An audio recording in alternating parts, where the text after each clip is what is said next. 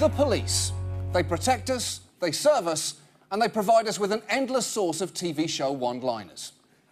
Rock, paper, scissors, gun. Well, I'm no Serena Williams, but I know one thing. It's all in the wrist. Who'd want to cut your penis off? Take a number. OK, now, you laugh, but admit it, you want to watch the rest of that episode right now. Now, look, public trust in the police is one of the most vital elements in a civilised society. But for many Americans, that trust has been undermined by a procedure called civil forfeiture. Now, I know it sounds like a Gwyneth Paltrow euphemism for divorce, but incredibly, it's actually even worse than that. Civil asset forfeiture is really a mechanism by which the state and federal government can seize people's property without having to convict them of a crime. Most people can't afford to hire a lawyer to challenge it. It's really legalized robbery by law enforcement. And think about it, that is a tough crime to report to the police. Give me a description of what the guy looked like. Well, to be honest, he looked a lot like the guy currently asking me what the guy looked like. And if you think this sounds bad, just wait until you see how it looks. Because the Washington Post recently published a major investigation featuring stories like that of this man, who was driving from Michigan to San Francisco with $2,400 in cash that his dad had lent him to start a new job, when he was pulled over in Nevada. I gave him my license and registration, and then as he was looking at that information, he asked me how much money I was traveling with. Lee told him about the money his dad gave him, which he kept in the trunk. He told me to turn on my air vents on high and roll up my windows and get out of the car because he was going to run a canine around it. Dove didn't find drugs, but he did find the $2,400. He said, no, I'm going to keep the money because I've concluded through my investigation here that you are traveling from Michigan to California to purchase drugs. Wow. I mean, there is so much wrong there, including the fact that any policeman who genuinely believes you need to travel from Michigan to California to purchase drugs needs to be introduced to the concept of the University of Wisconsin-Madison. OK? It's right there. And the problem is, stories like that are surprisingly common. In fact, since 9/11, under just one programme, police have taken $2.5 billion in the course of over 61,000 seizures of cash alone from people who, and this is the mind-blowing part, were not charged with a crime. That is the sort of police behaviour that we laugh at other countries for, along with their accents and silly hats. The way civil forfeiture generally works is that if the police believe they have a preponderance of the evidence that suggests your property was or could be used in a crime, they may confiscate it. And it gets even weirder. Many folks are unfamiliar with the idea of civil forfeiture, which is actually a case brought directly against a piece of property where you don't need to be proven guilty of a crime for your goods to be taken away. Exactly. You don't need to be charged with a crime because it's not you that's on trial, it's your stuff. That's why these cases have historically had eye-catching names, such as, and all of these are real, United States versus $8,850 in US currency, United States versus an article consisting of 50,000 cardboard boxes, more or less, each containing one pair of clacker balls, and United States versus approximately 64,695 pounds of shark fins, which must have been an amazing court case. And do you see those shark fins in the room right now? Yes! There they are! There they are! Let the record show the witnesses pointed at roughly 65,000 pounds of shark fins. Guilty, guilty. And it's also worth noting that your possessions generally have fewer protections under the law than you do. Under civil forfeiture laws, your property is guilty until you prove it innocent. How can that be possible? At this point, I'm surprised objects don't have their own civil rights leader, like Martin Scooter King or Harvey Carton of milk. Now, to be fair, civil forfeiture laws have had some positive consequences. They've crippled powerful drug traffic organisations, thwarted criminals and returned billions of dollars to victims. The problem is that many police departments are allowed to keep most or all of the money they seize. And knowing that starts to make you wonder about the motivations of these kinds of questions. Is there any large amounts of cash in the vehicle? Are there any large sums of money over $5,000 in cash in the vehicle? How much money you got? Any large amounts of U.S. currency or not? I'll take whatever cash you got in there, and is that a Slurpee in the cup holder? What flavour? Grape? Never mind. Do you know what? I will take it. I'll take it. The question, do you have cash in the vehicle, is surprisingly common in traffic stops, and the police are prepared to overcome any language barrier to ask it. ¿Tiene mucho dinero en su truck y trailer? Let's be clear. He just said, "Tiene mucho dinero in su trucky trailer," which sounds like an alien's first attempt to communicate with humans after crash landing in a Taco Bell. In fact, let's all just pause for a moment to enjoy that sentence, because every single word of it is funny.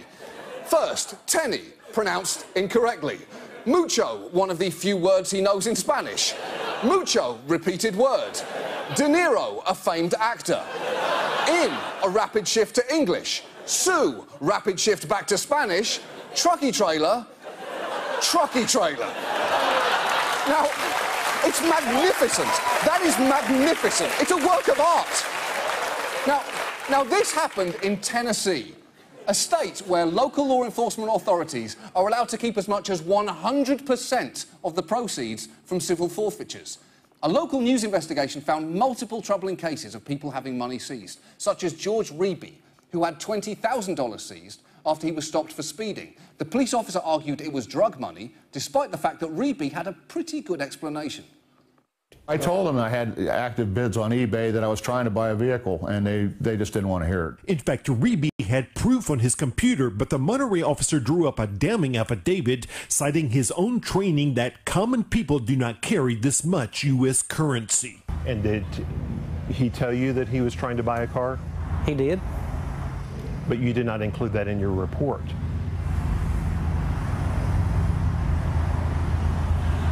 If it's not in there, I didn't put it in there. So why would you leave that out? I don't know. What do you mean you don't know? I expect a better answer from a police officer than a 4-year-old who just spilled grape juice on the couch. What happened to your drink? I don't know. If it's not in my glass, it's not in my glass. I don't know. I don't know. And look, it's not always just a roadside stop. In 2008, police raided the Contemporary Art Institute of Detroit during its Funk Night because it didn't have a liquor license, seizing 44 cars under the argument that simply driving vehicles to the location of an unlawful sale of alcohol was sufficient to seize a car. Which means you may as well seize any car driven by any teenager on prom night, because they are all going to Chad's place. Chad's got the hookup. We actually managed to get the security video of that Detroit raid, and you can see the police burst in and arrest people with the disco lights still swirling in the single funkiest shakedown in human history. They each had to pay $900 to get their cars out of the impound, with the exception of the one person whose car was actually stolen from the lot to which it had been towed. Which seems like the sort of thing the police should be investigating if they weren't too busy raiding art gallery funk nights. And at this point, you may be thinking, well, sure, the police departments are getting a lot of money from seizing stuff, but I'm sure there are limitations on how they can spend it.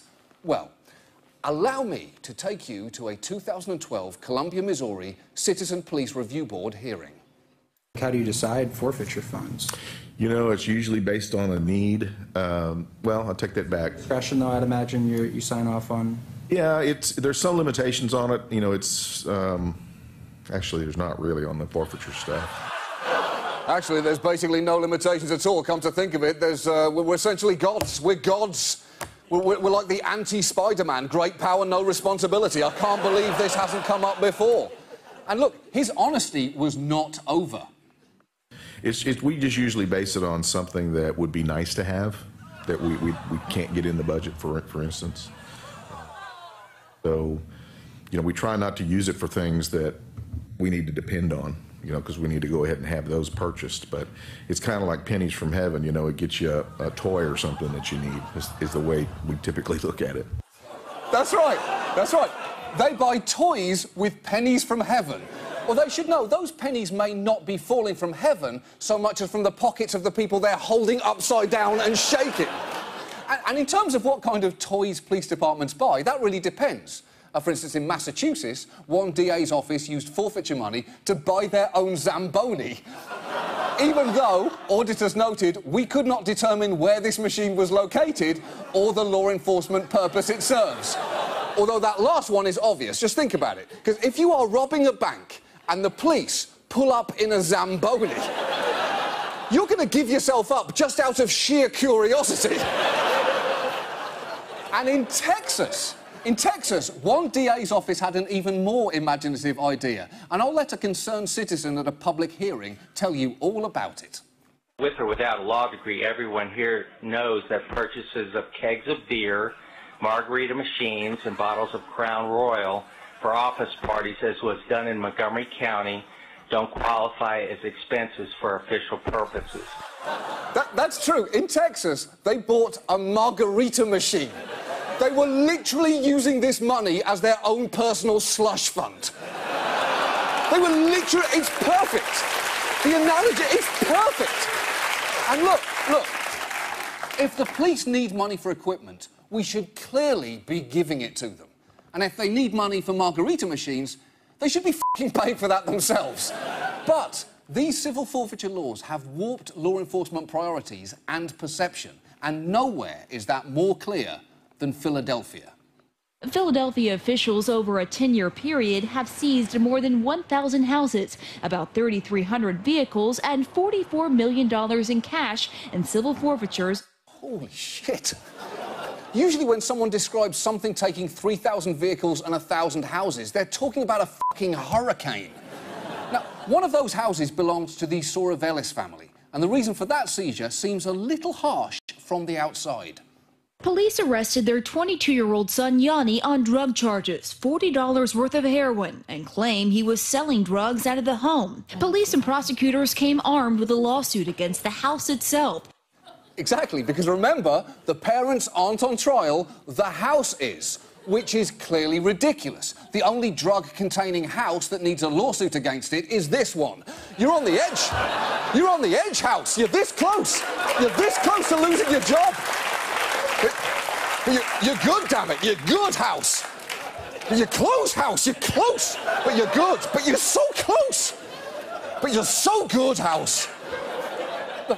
And once their house was seized, the Sorovelises got to experience the final problem with civil forfeiture. Recourse can be incredibly difficult.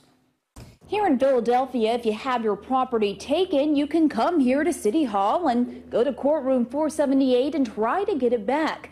Problem is, the people that are taking the belongings are also the ones calling the shots inside the courtroom. The Sorovelises showed up to courtroom 478 ready to plead their case to a judge. Instead, they say they faced a prosecutor from the DA's office. That's right. Their first step in challenging the police seizing their property was in a courtroom without a judge hearing their case. How can you even still call that a courtroom? If you take all the doctors out of a hospital and replace them with otters, that's no longer a hospital. It's better, it's much better, but it's not a hospital. I don't know what, I love it, but it's not a hospital. In fact, recourse is so difficult that most people who've lost stuff to civil forfeiture just choose to walk away rather than fight. So at this point, it should seem obvious that the bad may be starting to outweigh the good with civil forfeiture laws. So we've really got two choices. We can take a hard look at reforming them, or, at the very least, we need to reform our network cop dramas to make them a lot more representative of what is actually happening. Coming soon, Law and Order, Civil Asset Forfeiture Unit. Get ready to go inside the thrilling world of civil forfeiture. Knock, knock! Freeze, police! Hands on the ground, get off the sofa. Keep them where we can see them. You're under arrest. What for? You guys got nothing on me. Not you. The sofa. Coming this fall. A procedural about law enforcement's shadiest procedure. Rough night, huh? Well, it's about to get a lot rougher. What's $2,500 in cash doing hanging out in somebody's glove box, huh? Answer me. These cops are determined, and they won't stop until they get everything. Every last thing. You're dirty, right? Drug deal, guns, what is it? I can't help you if you don't talk to me. I'm gonna beat the shit out of you. Detective Forfeiture, Civil Forfeiture Unit. Brace yourself for hard-pounding takedowns. Resisting arrest? Send in backup. Send in backup. The defendants are inanimate, but the drama is anything but. Frisk him. There's a pile of silver dollars next door that says you did it. You will lose, and I will win.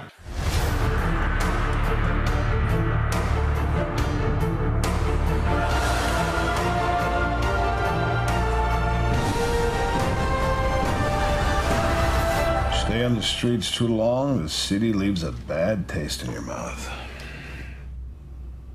Hey, I know what'll get it out.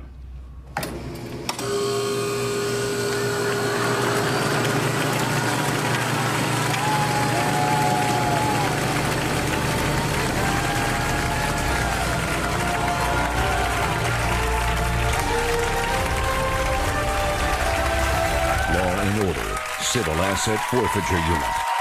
I'm gonna crumple you up till you look like a cat's asshole.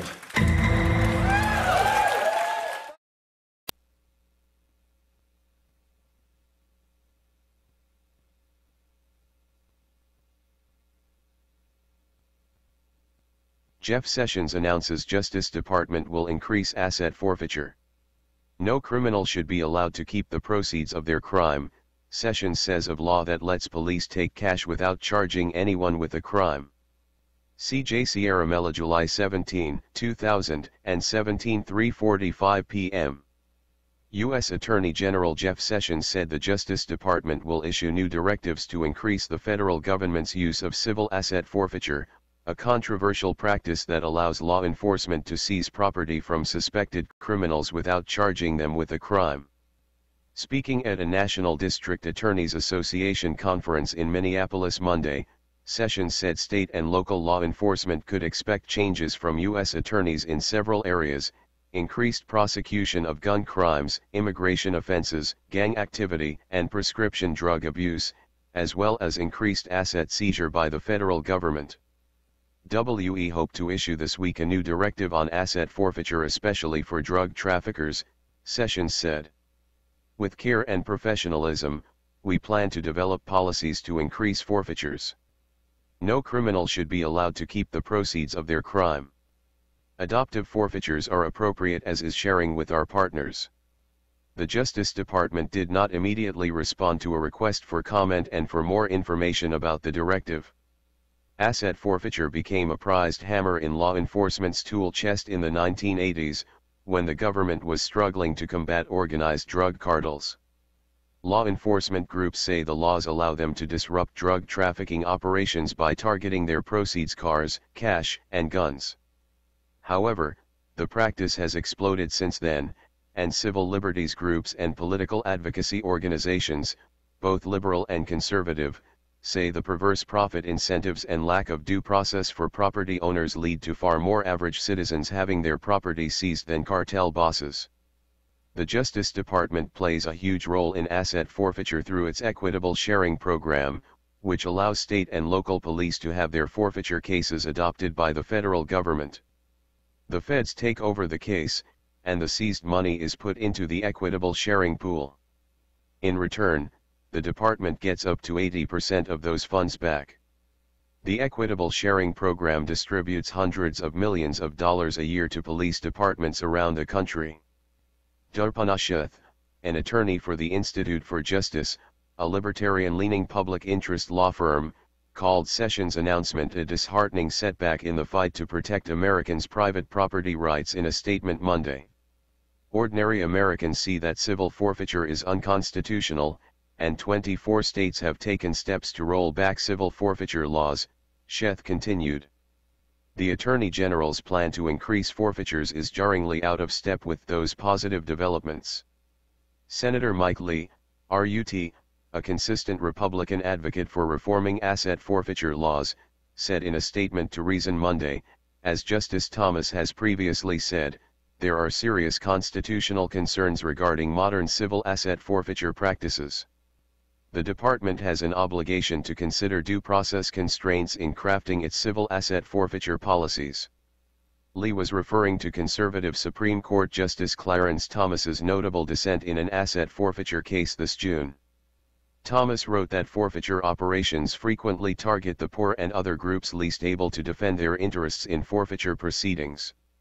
Data on asset forfeiture backs up what Thomas says. A recent investigation of more than 23,000 police seizures in Cook County, Illinois over the last 5 years showed that Chicago's poor neighborhoods were hit hardest by asset forfeiture. A similar investigation of Mississippi court records showed that law enforcement recorded many big hauls of cash, but the records were also littered with petty and abusive seizures. A 2014 Washington Post investigative series found that warrantless police seizures of cash through the Equitable Sharing Program have boomed since 9/11, hauling in $2.5 billion. Also in 2014, for the first time ever, the U.S. government seized more property from Americans than burglars did. More than 20 states have passed some form of asset forfeiture reform in recent years, but forfeiture opponents say the Equitable Sharing Fund essentially allows local and state police to avoid those new laws by going through the federal government.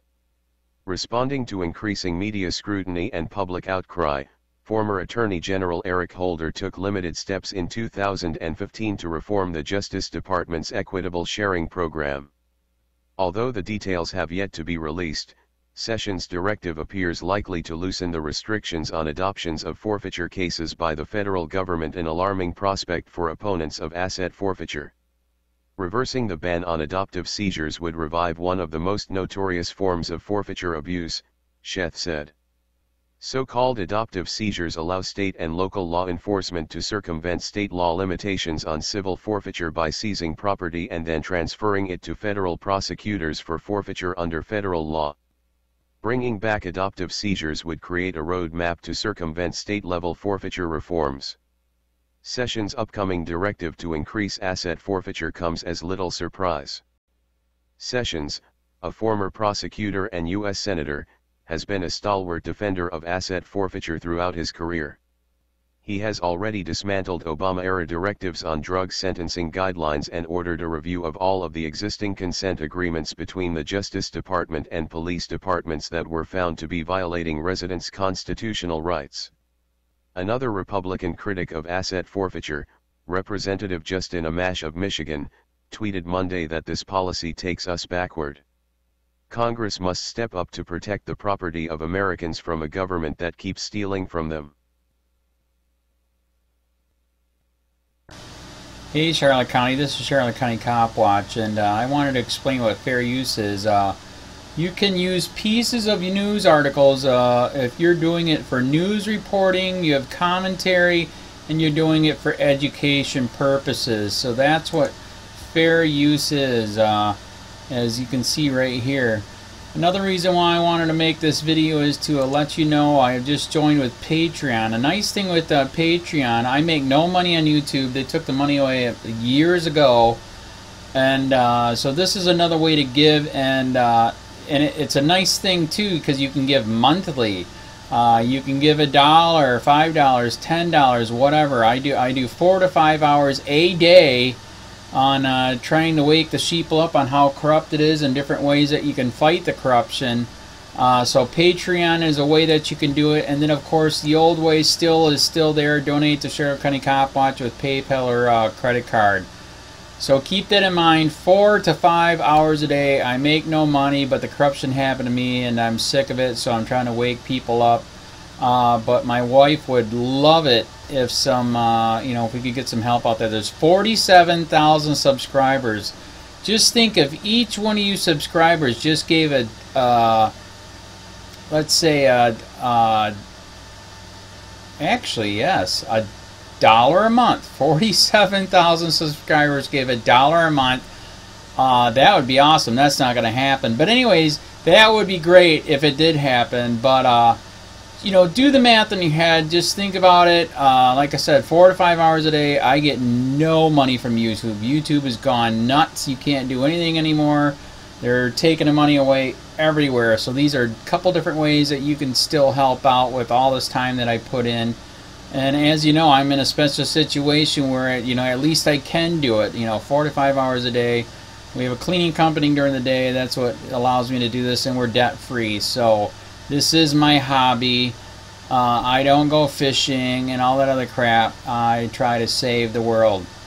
So help me out to make the wife happy, man. In fact, if you guys did give $1 a day, and there was 47,000 of you, and you did it, and each of you gave $1, and that was every month, oh my God, yes, I could quit. I could start suing them. Another idea too that we have is, you know, if I got, you know, some funds, we could actually contact everyone that has been ticketed and or arrested and put in jail and start sending them postcards to let them know we're here, and to see if everything went all right, and if it didn't, find out their story. So we could even do more investigations and more lawsuits. Lawsuits take money.